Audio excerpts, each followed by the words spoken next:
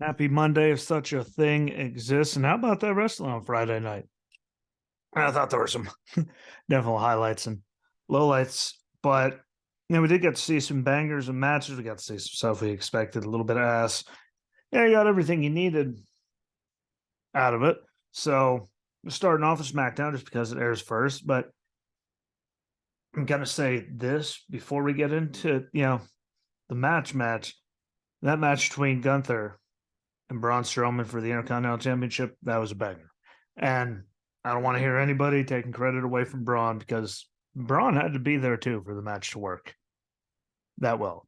Just have a good match. I mean, I know, Gunther has great matches with everyone, but the other person has to be an active participant and be functioning for a match to go over that well. Wanted to say that is he the greatest thing ever? No. Can Gunther have a good match with anyone? Yes, but was that 100% on Gunther? No, because you need the other person. As they say, takes two to tango. There's a hell of a match. It was a banger. They beat the hell out of each other. Is exactly what we were, hoping to get out of the match. And minus a few seconds, which I wasn't surprised at Imperium, came in and, got there and jumped through the crowd and attacked, Gunther. Had just distracted. They attacked Braun. Was anyone surprised that they did it? No. But am I okay with it? Yes, for the sheer principle of it's not like AEW where the people do it 1,000 times every single match. It was one quick time while the ref was distracted and boom, it was gone and the match continued. It wasn't like continuous low blows every week that we're all supposed to be surprised about. So it's that quick and just happens like that. I'm okay with it because it's not just on loop repeatedly all the time. So I was okay with that. I don't know if it's going to be over or not between those two, but that was great. I don't care who you are. I'd be okay seeing it again. And again, I hope, everyone gives Strowman some credit because, again, you can't have that good of a match without two people actively participating in it. There's people that carry matches, but those matches might be good, but they weren't what we got out of that. So that's my take on it. You told me to piss off in the comments. Don't care. That was a hell of a way to start the show. And a good Intercontinental Championship match. Hopefully, Gunther doesn't drop it. Did I want him to lose the title? Hell no. I want him to keep going for a while until the end to find him ready to go after the big one. I think he could dominate that as well. He's got the look, the ability, he can talk. He has his guys behind with Imperium that can get tag titles. They can have a good run just dominating everything. Do I think that time is, here yet? No. But I want him to hold on to the Intercontinental title for as long as they can, just because of the match quality that he's giving everyone. And to think that's almost sent him back down. That's the funny part. Shows you where his brain is. Let me get on. After that, Ray with the Dom shit. Enough already. Having Karrion Kross come out and continue talking about him being a bad father and all that.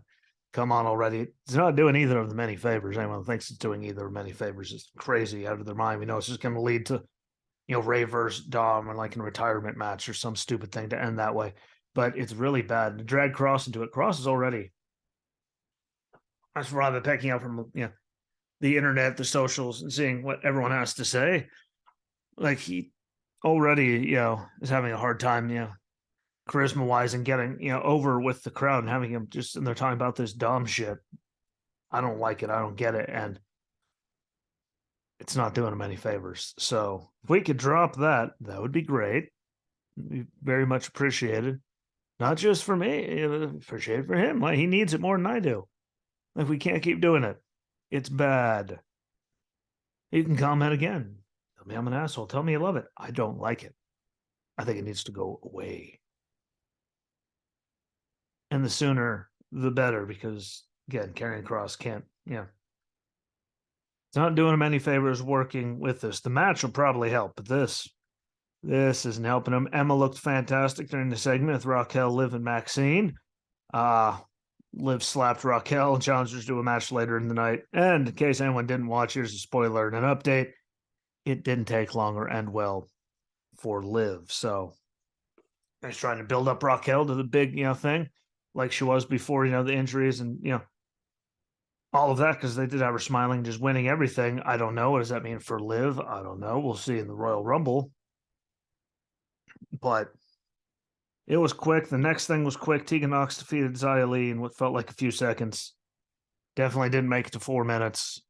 I'd say 3, but it was definitely longer than that. Somewhere between 3 and 4 was pathetic. The entrances took longer than the match itself, it felt like. And Xia got ran through real quick, which sucked because I was hoping that, H in charge, she'd go back to the way she was in NXT when she was out there having matches all the time, dominating and at least winning something, and it hasn't materialized. So we'll see what goes with that. That just wasn't good. I mean, then we're back to back, but we went from the segment with Emma looking good to that.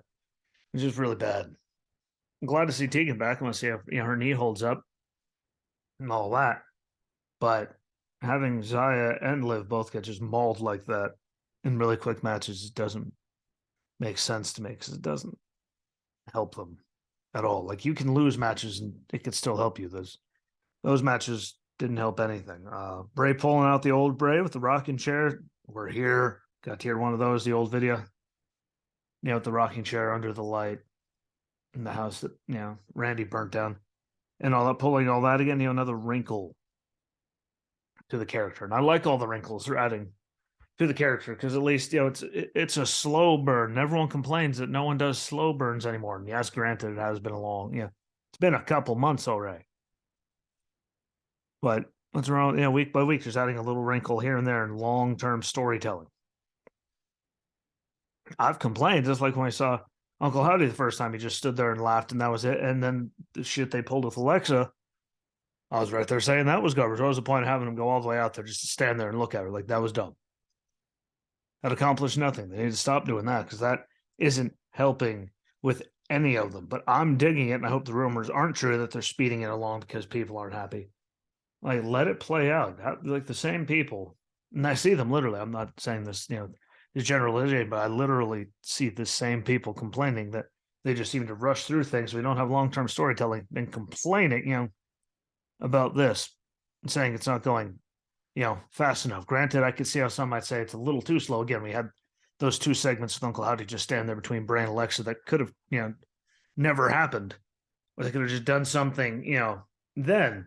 But closest thing we've got to long-term storytelling, in a while. So let it play out. Don't pull it. I enjoy it. Sonya kept attacking Charlotte backstage after getting denied a rematch. Whatever the hell that pink bodysuit thing was Charlotte was wearing was just ridiculous looking, but I'm guessing the rematch is going to come. Don't see Sonya winning. Don't think she's anywhere near. I don't think she's ready to be, champion, but I'm guessing that's coming next week. The Rumble, who knows? But that'll be a rematch we're going to see. And then here's one. Good golf club, so I don't blow anyone's ears out. For Sammy and KO, because I tore the house down in the main event. It was as expected. Every time they're in the ring together, they create gold, tell their friendship, the chemistry, everything. It's what we wanted it to be. They started the show with a bang, and they ended it with a bang, and they added a new wrinkle to that with Sammy having him up for, the Haluma kick. And then suddenly there's the Usos and Solo attacking. So KO wins by DQ. And Sammy thought they wanted to do it on his own. He was handling it on his own, but they ruined it, which adds another wrinkle. That whole thing, because he didn't seem happy. And, we know that the split is coming. It's just, slow little wrinkles like that. This is like the best, again, long-term storytelling. Well, that's it. They don't do it very often. They haven't done it in a very long time. Like the bloodline, they've added wrinkles. And since they got Sammy, it's been easier. And, Bray, like, it's the only thing. Otherwise, it's just, hey, what, Smack, I'm here. And I like it. We'll see what they do with it. We're all going to be heartbroken when, the split finally comes. If it is, them turning on Sammy, we shall see. But I like the wrinkles. I like the match. Again, there's a lot of good in that one. The Bray stuff I liked. The first match, the main event, great. Some, useless stuff in between because, again, what does a 4-minute match do for anybody? Not like the old days where we have like the big guys, work with local talent, and those matches lasted 4 minutes just because that's the way the business was. Then you go into the area, you have the local guys come, they'd get TV time. Your guys would get to look good. There's a whole different world then. I like when they do it, now with people that they've built before. So let's see how that goes.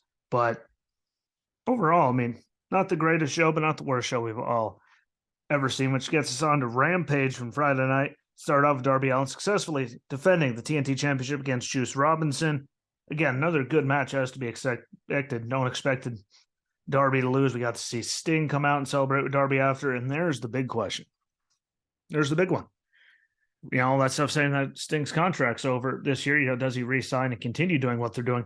Or is this the end and him and Darby go at it sooner or later for his last crescendo after working for him? With him and all that for this long.